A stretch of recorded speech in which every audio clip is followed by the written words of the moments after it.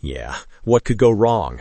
That's the energy of this entire new Stranger Things Season 5 trailer.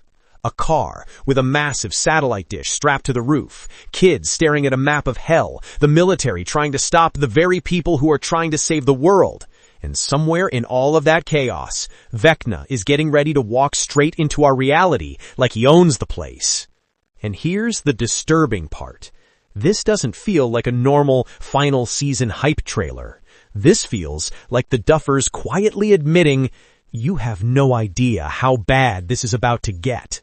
Because this isn't just about killing Vecna. This is about what happens if they succeed.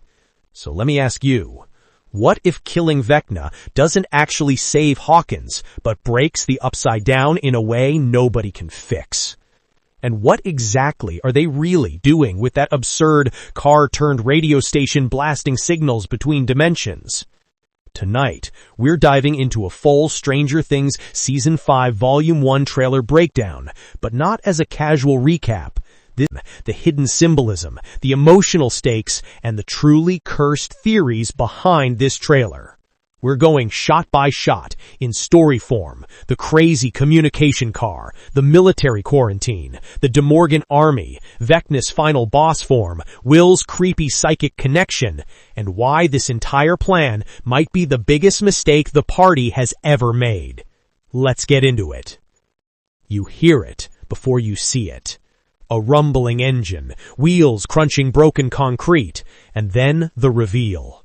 A beat-up car barreling forward with a massive communications dish bolted on top, like someone duct-taped a radio station to a family sedan.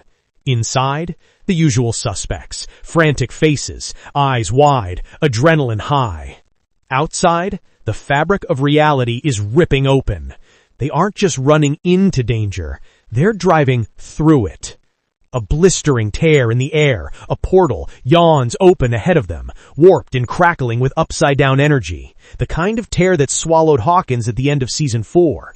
Only now, it's bigger, uncontained, weaponized. And the wild part? They're not running from it. They're aiming straight at it. No backup, no grown-up supervision, just one insane plan and a truck-size antenna that screams, we are absolutely up to something the government would not approve of. Because that's exactly what they're doing. This dish isn't there to hear the Upside Down. It's there to speak to it. Think about it. The radio tower on wheels, the connection to the local station's equipment, the idea of amplifying signals between dimensions. This isn't just kids with walkie-talkies anymore. This is interdimensional broadcasting. They're trying to send a message into the Upside Down, or override one. And when you remember how Vecna has been silently controlling the De Morgans, the De Morgan dogs, the De Morgan bats, all those horrors working like a hive mind, suddenly that dish doesn't look so stupid. It looks like the one thing that might punch through Vecna's control signal and jam the entire network. Or make it worse. Cut to the calm before the madness. Daylight, school halls, that fake sense of normal. They're back at the table, maps spread out, notes scribbled, faces grim but determined. Here's the energy. Yeah, this plan is insane. No, we don't fully understand it. Yes, we're still doing it. One of them cracks a joke, that typical Stranger Things mix of terror and humor. Someone says they want to see Vecna's heart served up like a trophy. That's not just anger. That's obsession. Vecna isn't a monster to them anymore. He's a target. And this is where the deeper character breakdown starts to matter. These kids have already lost people. Max, Eddie, so many others. They've already watched entire parts of their town get ripped apart. They're not just trying to survive Season 5. They're trying to finish something that's been eating them for years. The Duffers are playing on revenge, grief, and that dangerous mindset of, if I don't kill this thing, I'll never be free. It's not just a battle. It's a trauma loop. And when a character says, we're probably not going to make it out of this, the show isn't hiding behind plot armor. They're openly planting the idea that this mission is a suicide run. You can almost feel the meta energy in that moment. like the trailer is daring you. Start your death predictions now. Then we shift gears. The trailer jumps to the military quarantine zone. Fences, floodlights, patrols, soldiers pointing guns at portals instead of enemies. This isn't Hawkins trying to hide the upside down anymore. This is the government trying to contain a war it doesn't understand. Massive tears in the air. The ground itself has split open, and within that gaping wound, something moves. Demogorgons. Not one, not two, a swarm. They explode out of the rip like predators released from a cage. Soldiers open fire, but the monsters move like they're following a single mind, ducking, lunging, flanking. It's not chaos, it's strategy. Because here's the biggest detail the trailer hints at. The Demogorgons, Demodogs, and Demobats aren't psychic themselves. They are pieces of something larger, organs of a single body. Vecna is the brain. The upside down is the nervous system. These creatures, just limbs.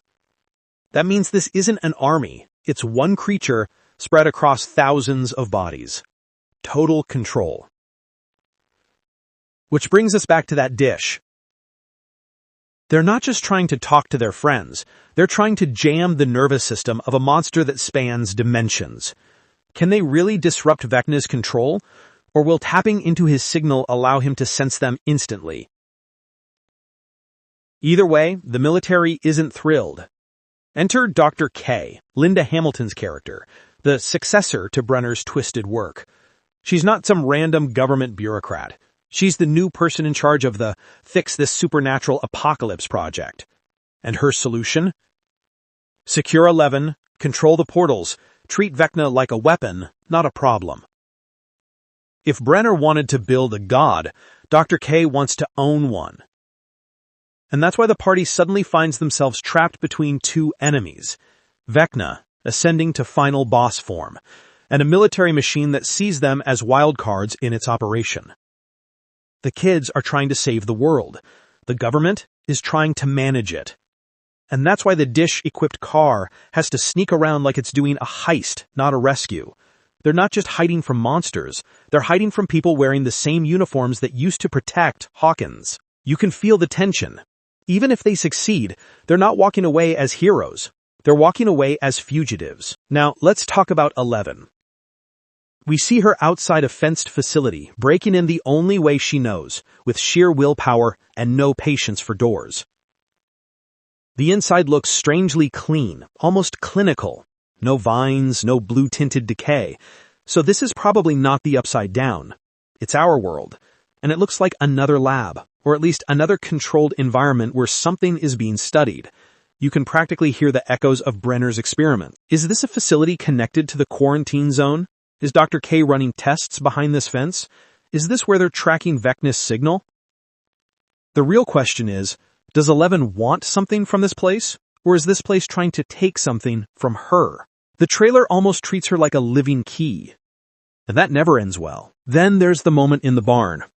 Will stands there, surrounded by people he loves, but isolation clings to him like a second skin. He talks about Vecna knowing where they are, like he's not just speculating. He's remembering. There's a reason this scene hits so hard. It's not just dramatic voiceover. It's a reminder that Will has always been the original link. We've joked and theorized for years. Will is Vecna's Horcrux, the tether, the vessel he marked in Season 1 with, "I'm going to use you." And now Vecna says it again in Season 5. "I need you one more time." In a horror mystery analysis, this is where the deeper meaning kicks in. Will isn't just a victim. He's a piece of Vecna's long-term plan.